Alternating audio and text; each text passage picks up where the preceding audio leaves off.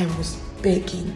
The official literally looked me in my eye and said in his language, only Ukrainians, that's all. That if you are black, you should walk. In recent years, the media has painted a vivid picture of Ukraine as a nation under siege, facing aggression from its powerful neighbor Russia. The narrative often portrays Ukraine as a victim, seeking refuge and support from the international community against its perceived invaders. However, amid the calls for solidarity, it's essential to acknowledge an ugly reality that exists within Ukraine, which is the disturbing truth of racism expressed by Ukrainians towards black people. The media's focus on Ukraine's conflict with Russia has overshadowed internal challenges, one of which is the presence of racism within the country. Despite Ukraine's aspirations to align itself with European values, instances of racism, particularly towards black individuals, have been reported. In recent, Ukraine has become a hotspot for people from all over the world, and surprisingly, a significant number of them are black students in pursuit of education and new opportunities. The lure of Ukraine for African students can be attributed to various factors, ranging from its educational facilities to the promise of a fresh start. One of the primary reasons behind the influx of black individuals into Ukraine is the country's reputation for offering quality education. Ukrainian universities have gained international recognition, particularly in fields such as medicine, engineering, and IT.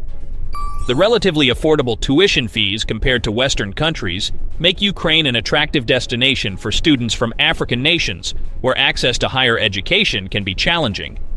In fact, statistics reveal that black students constitute a substantial 20% of Ukraine's student population, showcasing the country's appeal as an educational hub for those seeking diverse academic opportunities. Beyond education, Ukraine is seen as a land of promise for many black individuals aspiring to build a better life. The country's growing economy and evolving industries create a perception that opportunities abound, waiting to be seized by ambitious individuals, irrespective of their background. Many black people arrive in Ukraine with dreams of finding stable employment, launching successful businesses, or simply experiencing a better quality of life. The prospect of a fresh start and the belief in Ukraine's potential for personal and professional growth have been powerful driving forces behind the migration of individuals from Africa to this Eastern European nation. However, the dreams of a better life often collide with the harsh reality of challenges faced by black people in Ukraine. Reports from the African community in Ukraine highlight instances of racial discrimination, limited job opportunities, and a sense of cultural isolation. The disparity between expectations and reality has led to frustration and disappointment among those who had hoped for a smoother transition. While Ukraine has been a destination for people from various backgrounds, the experiences of racism among black individuals were often downplayed or overlooked. With the escalation of the Russian-Ukraine conflict, so did the instances of racism against black individuals. Reports emerged of increased racial profiling, discrimination, and even violence against people of African descent. The heightened tensions brought to light a concerning lack of attention to the challenges faced by black individuals in Ukraine. The focus on the conflict and its repercussions seemed to overshadow the urgent need for addressing racial issues within the country. This disregard for the struggles of the black community raised questions about Ukraine's commitment to fostering inclusivity and combating racism. In this video, you will learn the true meaning of being black in the streets of Ukraine. The truth that has been exposed due to the recent conflict in the region and what it truly means for a country that claims it is being victimized. Also, as a way of supporting the channel, hit the like button of the video, share, and subscribe to help the channel grow. Your support means a lot to us. If we truly want to know how it feels to be black in a country that claims to be oppressed by its neighbors, we need to take a look at the words and experiences of those who have spent their lives there.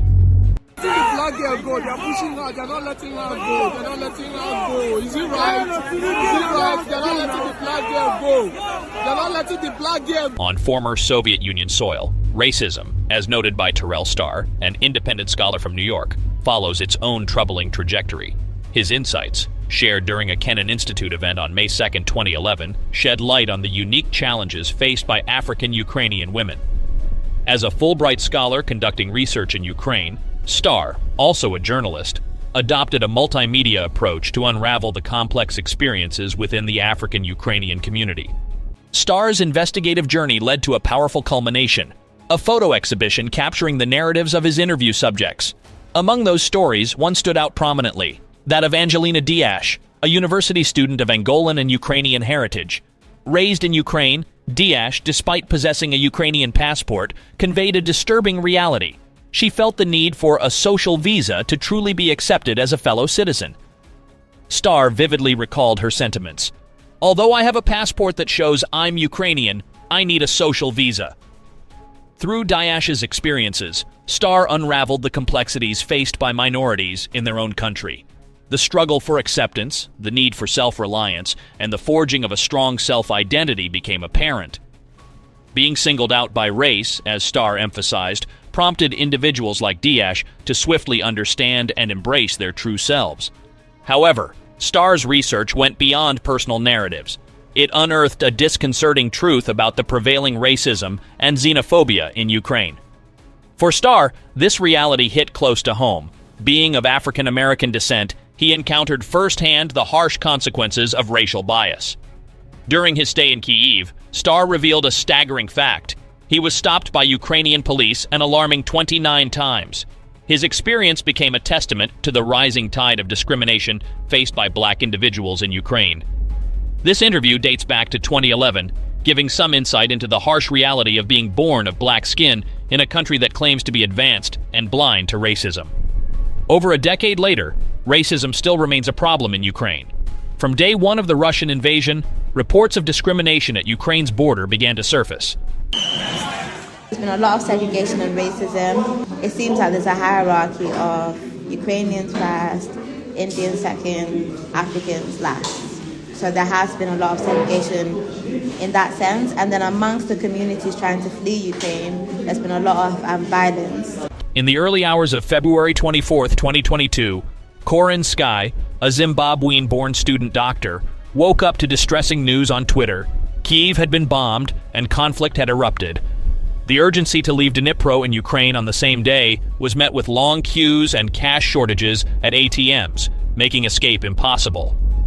Undeterred, Corinne spent the entire day collecting resources, creating a census, and setting up Telegram chats to assist her African colleagues in navigating the tumultuous situation. Being familiar with the apathetic attitudes of many African embassies, Corinne anticipated the challenges that African students would face in Ukraine. Poland emerged as the first neighboring country opening its doors to Ukrainian refugees, but uncertainties lingered about whether this hospitality would extend to Africans. Eventually, assurances came that everyone, regardless of passport or nationality, was welcome.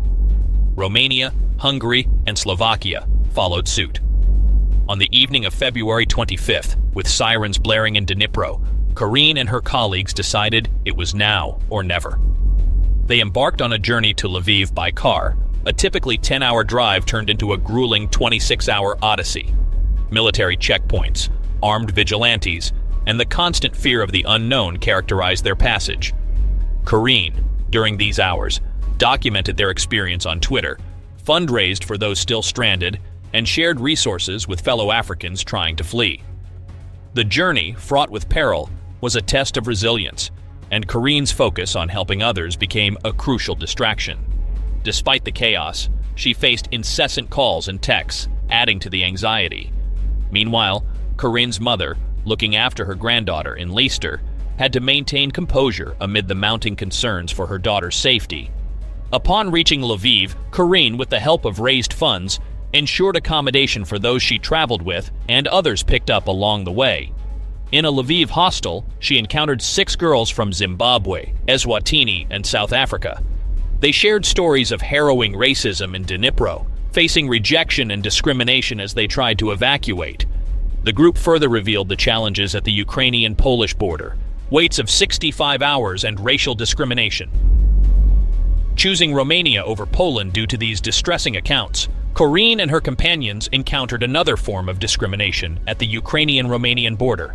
Forced to join a pedestrian queue segregated by race, they endured 10 hours in harsh weather without proper provisions.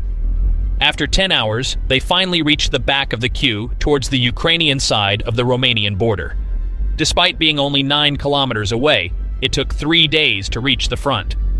However, reaching the front of the car queue marked a distressing turn. The group began experiencing racism and segregation at the hands of Ukrainian people. They were told to leave the car queue and join a pedestrian queue designated for Black, Asian, and Arab people. As Karine began recording this incident, a Ukrainian man attempted to lunge at her, adding a frightening dimension to their ordeal. Shockingly, the military, stationed at the border, did not intervene. Instead, they sniggered when the man tried to lunge at Karine. This blatant display of racism and the lack of support from the military emphasized the persistent challenges faced by individuals fleeing the conflict based on the color of their skin. A group of Indian students, witnessing the unjust incident at the Ukrainian-Romanian border, offered solidarity and allowed Karine and her fellow African travelers to join the queue with them. This act of kindness provided a brief respite in the challenging journey. Yet, the challenges persisted. The group endured an additional 10 hours standing outside in the snow, rain, and -3-degree weather. The conditions were harsh, with barely any food, no water, and no paramedics. Only the stoic presence of soldiers guarding the border. Despite the physical discomfort, Karine found strength in the shared camaraderie of those enduring the same hardships. As they reached the final military checkpoint and proceeded to passport control, a disheartening realization dawned on Karine. There, in plain sight, was a stark example of segregation. On her right, she could see through the fence, Ukrainian families passing through effortlessly, bypassing the queues, and proceeding directly to Romania. The stark contrast between their experience and that of the Ukrainian families underscored the discrimination faced by Karine and her fellow travelers based on the color of their skin. Arriving in Romania, Karine found solace in the warmth and hospitality of the people. Despite the hardships, Romania became a haven that showcased the true meaning of humanity. However, her shocking story is just one of many. In the midst of the tumultuous events following Russia's invasion of Ukraine, Jessica Orakpo, a 23-year-old medical student hailing from Nigeria, and her friend Natasia, a 24-year-old economics student from Zambia, found themselves facing a tough decision to leave their university lives in Ternopil, western Ukraine, and head towards the safety of the Polish border. The journey commenced in a cab, the engine humming with urgency as they embarked at 8 a.m. one Saturday. Their destination was the Polish border, approximately 136 miles away. However, 2 hours into the journey, their hopes collided with the reality of an impassable wall of traffic. Undeterred, and with a sense of determination born from necessity, Jessica and Natasia chose to continue their quest on foot, armed with only a modest collection of clothes, blankets, and crucial travel documents. By the time they drew close to the Polish border, a day later, they faced another obstacle, one that Orakpo says was prompted by her race. The Polish border, while a beacon of potential safety, also became a stage for the unsettling reality of racial discrimination. Numerous African and South Asian citizens in Ukraine shared similar experiences, and their claims found confirmation from the United Nations Refugee Agency and other authorities. Orakpo and Nanyangwe say they were among those set apart and denied evacuation from Ukraine because they are African. Rest stops during their journey were moments of respite, yet they were also where the duo encountered the harshness of racial bias. Lying on blankets, trying to recover from the fatigue of nearly 12 hours of walking, they found solace in a school's basketball court-turned-shelter, courtesy of a compassionate traffic warden. The following day brought them to a bus stop in the town of Mostiska, a waypoint toward the Polish border. However, here too, their path was marred by discrimination. Authorities, in a bewildering move, permitted only women with children and pregnant women to board the buses. Even a third bus was allocated to pets and their owners, leaving Jessica and Natasia in a state of disbelief. Faced with such exclusion, Jessica attempted to speak a bit of Ukrainian, feigning pregnancy in the hope of securing passage. Brief success was met with crushing disappointment as whispers of racial prejudice resounded around them. The bitterness of the situation was exacerbated by the comments of onlookers wondering aloud why people of color were being treated differently. "We were this close to entering," Jessica lamented. However, she overheard other people in the station saying in Ukrainian, "Why are the blacks entering?" which explained why she had struggled to gain access. The frustration deepened when she confronted a Ukrainian woman overseeing the line, seeking answers to their unjust exclusion. The response, a nonchalant shrug, resonated as a painful acknowledgement that, in the critical moments of a crisis, they were deemed unworthy of evacuation based solely on the color of their skin. The current racial barriers in Ukraine extend beyond the experiences of black students like Jessica and Natizia. Even athletes, individuals who often transcend borders through their talent and recognition, find themselves entangled in the web of discrimination. Consider the plight of Maurice Creek, a professional basketball player originally from Maryland who had played college basketball for Indiana University and George Washington University. Despite his achievements on the court, the conflict in Ukraine didn't spare him. Stranded in a bomb shelter in Mykolaiv, Creek faced the harsh reality of the situation, emphasizing that no level of success or recognition could shield him from the chaos. Moreover, the words of Corinne Sky, a Zimbabwean medical student residing in Great Britain, shed light on a disconcerting hierarchy in the attempts to leave Ukraine. Sky likened the situation to Squid Games, with Ukrainians and Europeans positioned at the top, individuals from India and the Middle East in the middle, and Africans relegated to the bottom. While this perspective is alarming, it underscores a historical pattern of systemic biases and discriminatory practices. The experiences of Maurice Creek and Corinne Sky serve as stark reminders that racism doesn't discriminate based on achievements or social standing. Even athletes, who often serve as ambassadors of unity through sports, are not exempt from the challenges posed by racial hierarchies. Despite a history dating back to the 1920s, where Africans first began attending schools in what is now Ukraine, the relationship between the nation and black students has been marked by a complex narrative. The Soviet Union, in a strategic move, initiated the formal recruitment of African students for college and professional education in 1957. Interestingly, this coincided with the year Ghana gained independence from Great Britain. The Soviet Union sought to foster positive relations with African nations, and on the global stage, highlight its burgeoning diplomacy. Fast forward to Ukraine's independence from the Soviet Union in 1991, and a significant shift occurred. Scholarships to African students dwindled, reflecting a change in priorities. However, despite this shift, African students continued to find Ukrainian educational institutions appealing. Today, more than 16,000 African individuals pursue studies in Ukraine, constituting over 20% of the country's international student population. While on the surface, Ukraine's initiative to attract African students suggests a commitment to international diversity and collaboration, the experiences recounted by individuals like Jessica Orakpo, Natizia Nanyangwe, Maurice Creek, and Corinne Sky paint a different picture. The disparity between the welcoming facade and the discriminatory treatment faced by black students in times of crisis reveals an unsettling truth.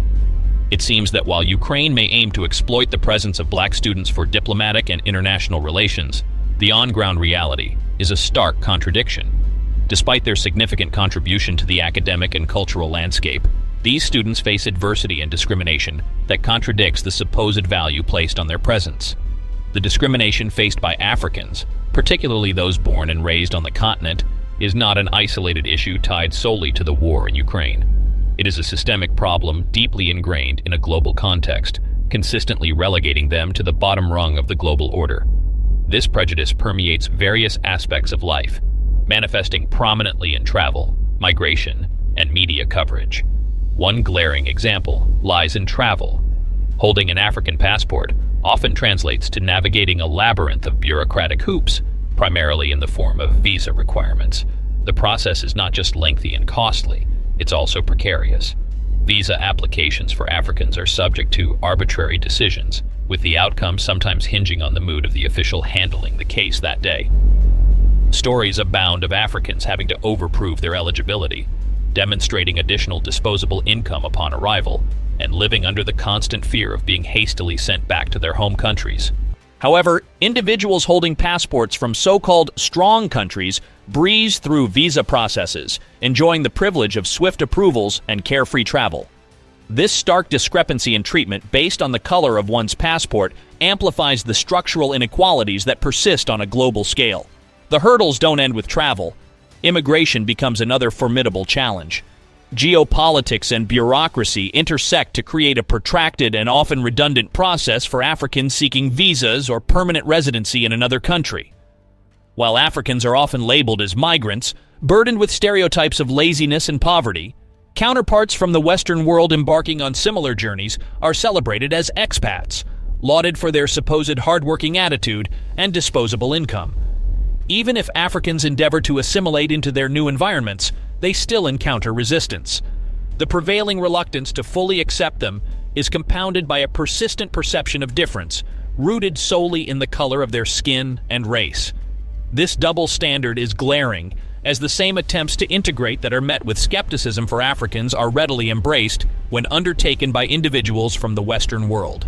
For instance, a Nigerian doctor who had lived in Ukraine for years, who spoke Ukraine fluently and selflessly helped Ukrainians in the long queues, was forced to go to the back and start again, and treated like just any other African with black skin when the crises hit Ukraine. The challenges posed by visas and immigration are further compounded by the persistent negative portrayal of Africans and the continent in the media, especially when it comes to refugees. Over time, Africa and its people have been unfairly branded as dangerous and poor, perpetuating a narrative that has influenced perceptions outside the continent. This damaging characterization plays a significant role in shaping policies and attitudes, creating an environment where Africans, particularly those fleeing war, encounter disdain and refusal, all while navigating treacherous conditions. The stark contrast in media coverage becomes glaring when observing the response to Ukrainian refugees. Countries prioritize opening their borders to them, and the news often highlights the emotional impact of tragic events on people with blue eyes and blonde hair. This narrative reinforces a disturbing bias that dictates tragedy based on the victim's proximity to whiteness, a concept that has been ingrained in many people's mindsets. In contrast, Africans attempting to seek refuge have regularly faced rejection for years. The disparity in treatment based on the racial and ethnic backgrounds of those in crisis is a stark reminder of the deep-seated systemic racism that operates even during times of humanitarian emergencies. Systemic racism, unfortunately, doesn't take a backseat in times of tragedy, warfare, or disaster. On the contrary, it tends to intensify. The structures in place systematically disadvantage Africans, setting them up for failure in times of crisis. The systems that are meant to provide support and refuge are inherently skewed against them, reflecting a larger issue that extends far beyond isolated incidents. While the unfolding situations in Ukraine have brought to light some troubling instances of racism within the country, it's important to remember that Ukraine has not always been viewed as a racist haven. For many, it's been seen as a safe and affordable destination for education, offering a higher standard of learning and respected institutions within Europe. Ukraine's appeal has historically been rooted in its reputation for providing quality education without the hefty price tags often associated with some other European nations. Many students, including those from Africa, have flocked to Ukrainian universities, drawn not just by financial considerations, but also by the promise of a friendly and welcoming environment. Unlike certain European counterparts like France, Italy, and Spain, Ukraine was often considered one of the last places where overt racism might be expected. In France, instances of systemic discrimination have surfaced, such as the controversial burkini ban that targeted Muslim women. Italy, too, has grappled with racial profiling, with reports of police stops based on appearance, particularly impacting individuals of African descent. Spain, in various instances, has faced criticism for racial profiling, exemplified by discrimination against migrants and people of African origin. However, recent experiences recounted by African students like Jessica Orakpo and basketball player Maurice Creek in Ukraine reveal a different side to this narrative. Despite its previous reputation, Ukraine is not immune to the global challenge of racism. The hope now is that the country can reflect on these issues, address them, and regain its lost reputation as a place that warmly welcomes and serves all its people, irrespective of the color of their skin. Zooming in on these challenges also necessitates a look at the broader context. Instances of racial injustice, discrimination, and even deaths involving black individuals have been documented across different countries. For instance, incidents of police violence against black people in the United States, such as the tragic deaths of black people like Breonna Taylor and Ahmaud Arbery, have sparked widespread protests and a renewed call for justice and equality. Similarly, The Windrush scandal in the United Kingdom exposed the mistreatment of Caribbean immigrants who were wrongly detained, denied legal rights, and even wrongfully deported. Instances of racial profiling and discrimination against black communities in various European countries highlight the need for a broader conversation on racial equality and justice. As Ukraine navigates these challenges, there's an opportunity for growth, learning, and the establishment of a more inclusive and harmonious society. It's a pivotal moment for the nation to address the issues at hand and work towards ensuring that every individual, regardless of their racial background, feels valued and protected within its borders. This brings us to the end of this video. Tell us what you think in the comment section, as we are always interested in your thoughts. As always, don't forget to like the video, subscribe to our channel, and share our videos to let more people know the truth about blacks and to hear their own part of the narratives. Thanks for watching.